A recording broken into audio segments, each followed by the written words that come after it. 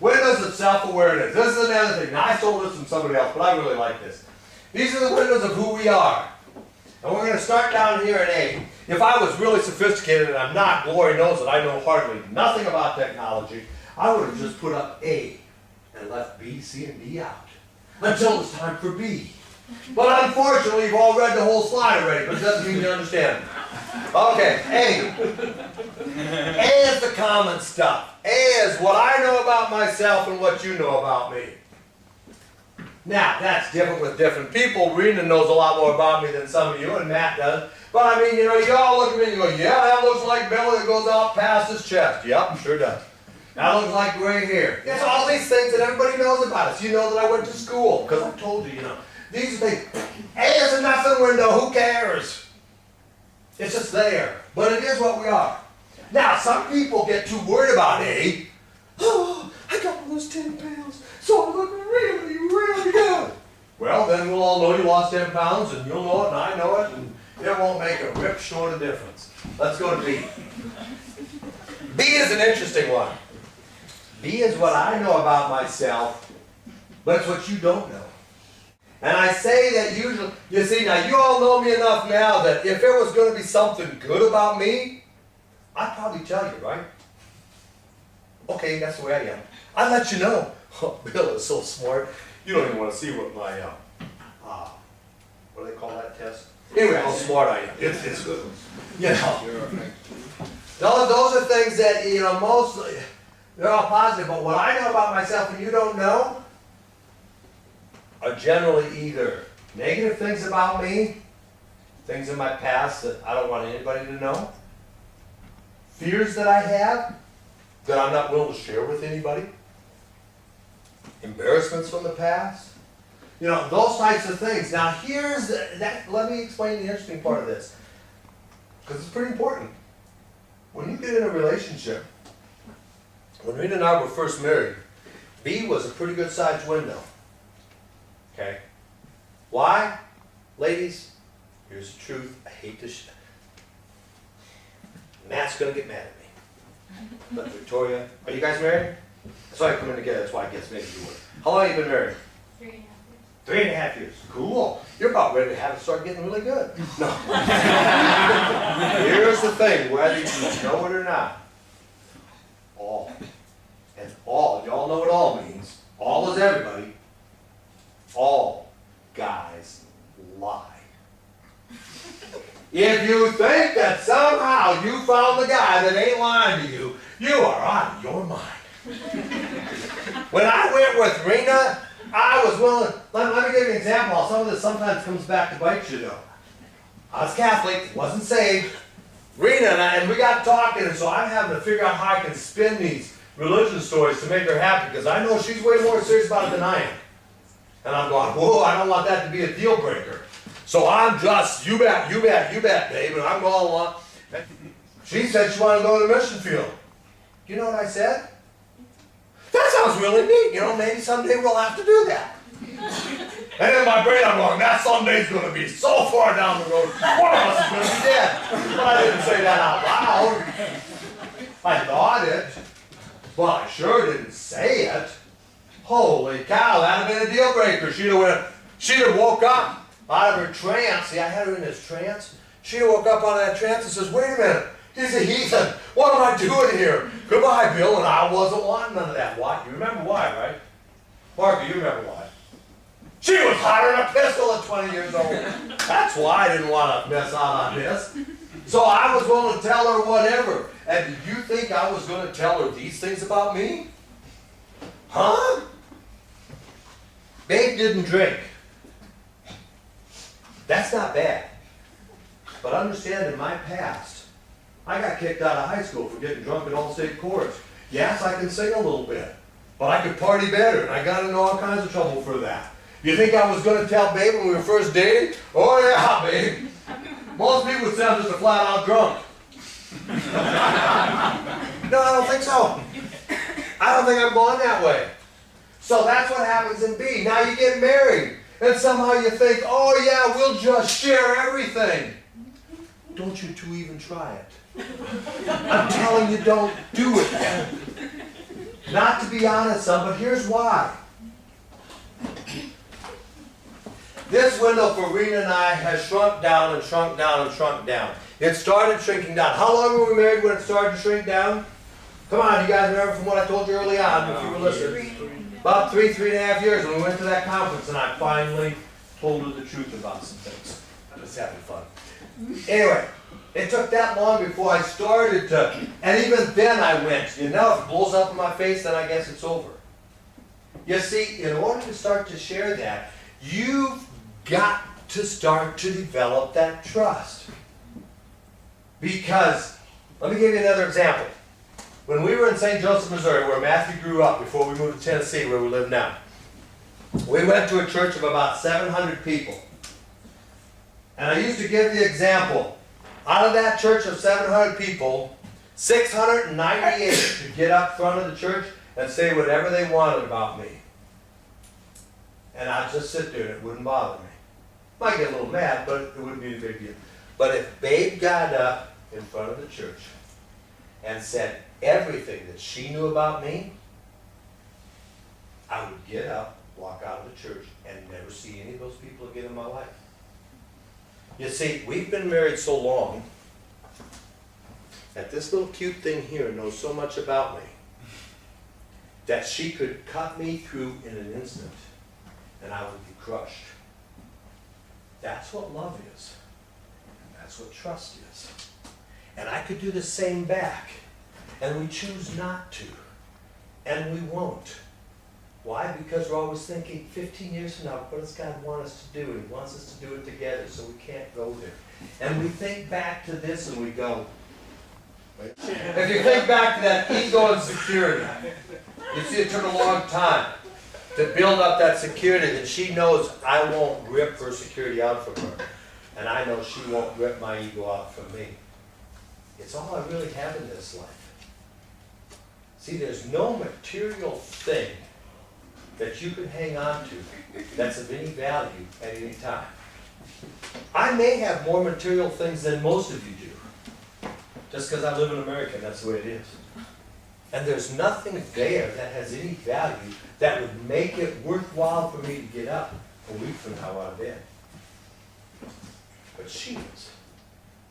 And so why would I want to rip that out? So here's what happens.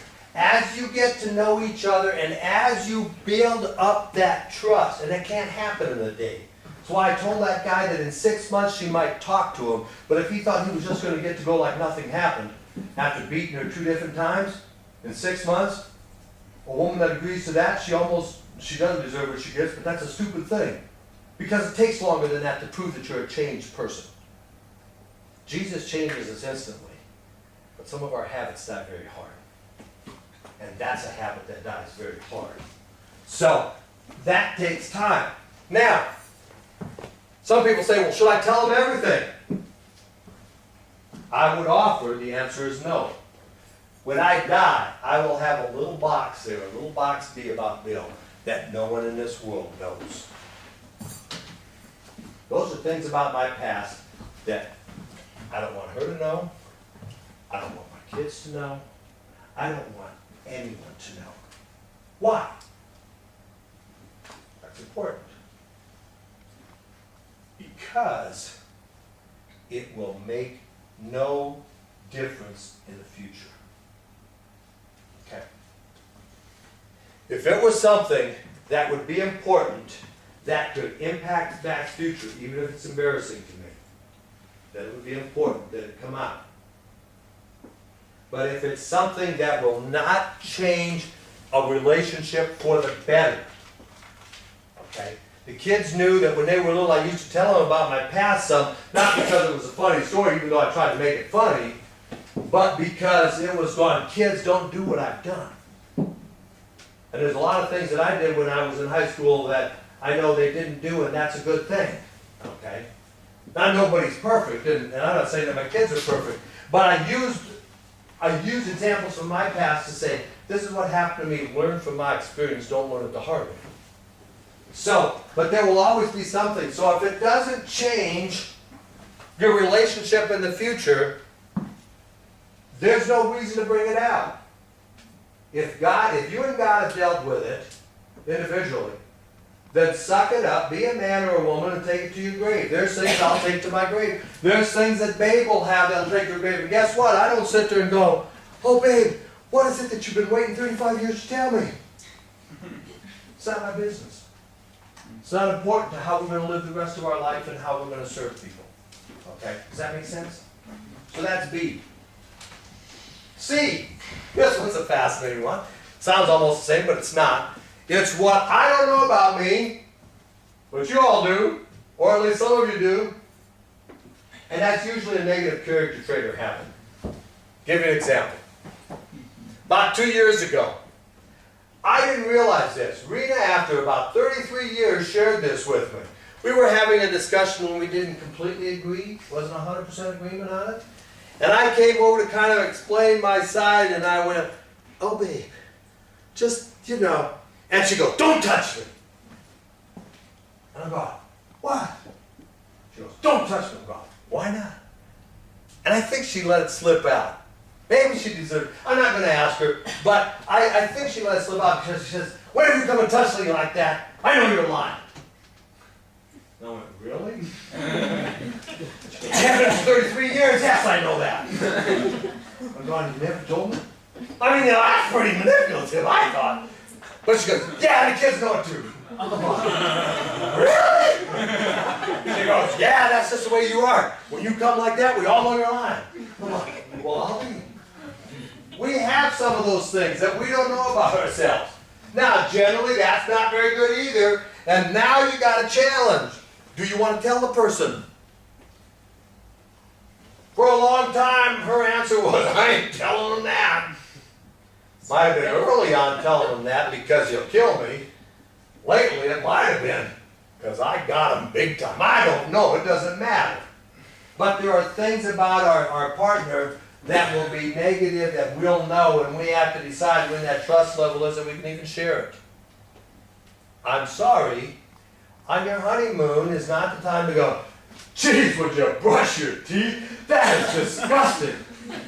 Really? I thought I did pretty good. No, no, come on, let's be reasonable. But there's just things. Finally, this one. This one's a pretty fascinating one. What I don't know and what you don't know about me. And we all have those areas too, that window. And this is what that's all about. We don't know it until the situation happens, how we'll respond. I spent 8 years in the Army, just missed going to Vietnam. So I've never been shot at by the enemy. Came close, but never was. I like to tell people, yeah, I'd have went, and I'd have been brave. But how do I know? I wasn't shot at. You don't know until you're in a situation.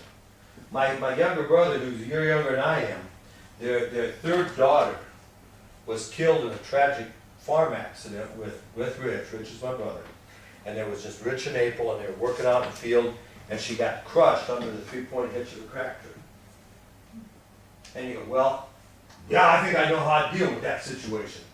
No, we don't. Unless we've been in that situation, we truly don't know. I do know the numbers of that. If you lose a child under 18, 75 to 80% of those marriages split. Period. Because the stress is so big. And most of the others suffer after that, beyond what you can imagine. But the response to that generally depends upon our character. That's what's built into us, and we don't know. If put in a stressful situation, will we be a hero? Maybe, if that's your character. If it's built into you so deep that that priority scale is just there, and God says, I need you to do this, and you go, okay. I mean, how many of us know, some of you are from other cultures where you might be forced to make a decision. Are you going to practice your faith? Or are you going to go along with society in order to keep from getting killed or hurt or harmed? You know, I've never been called to do that. I'd like to think that I'd raise my hand and say, hey, take me first. But I've not been in that situation. The older I get, the more appealing it looks. But when I'm your age, I'm not sure that it looks that appealing. I wanted my whole life ahead of me. At my age now, I'm going, hey, if I get to go home, I get to go home. But I still might whip out and be a chicken. How do I know? Our character displays that. So that's one of these simple things. Simple things. Go back to ego and security. Forget this slide because that's not what we're up to. Ego and security. Remember I said you can never hit a woman? Here's a simple thing to learn. I had to learn it the hard way. This is how I learned it. I was in a friend of mine's wedding when we were early married. It was in the first 3 years. I was in school in a town called Vermillion. It was about 90 miles from Sioux Falls, the biggest city in South Dakota, okay, in the state. And Barry and Gloria lived up there, and we went up there one Saturday. We were visiting, and we were leaving about 4 to 4:30 to drive back to Vermillion, and I'm early married, and I'm going, boy, in my brain, I'm thinking, honest to goodness, this is another one of those pictures where I can see it clearly. I went, wow, I've been a pretty good guy today. I think tonight could be a real nice night in my home. If you understand what I'm trying to talk about, and you will after we do this. Anyway, I'm thinking I've been good and I'm going to get lucky. We come out, we had an old Plymouth Valaria, it was purple. God, this thing was ugly. Oh my, it was an ugly looking car. But I'm getting in on my side of the door, about to open my door, and Rena's standing across the car, looking over the top of the hood, about to get in her door, and this is what she did. She looked at me and she says, Bill, why do you always say those mean things about me in public? Remember, just before that, I thought I'd been good and was going to get lucky. And she goes, why do you always say that about me in public? I, being a guy, got to defend my ego. What did I say? Of course you guys know what I said. I said, what do you mean? What did I say? And so she just looked at me, didn't get mad, and nailed off 3 things that I immediately remembered I said before I could say, that's enough, that's enough. They were all true. I didn't even know it. But they were all things that now, if I ever did that, I would just be abhorred by the fact that I said something like that about Rena. Here's the rule.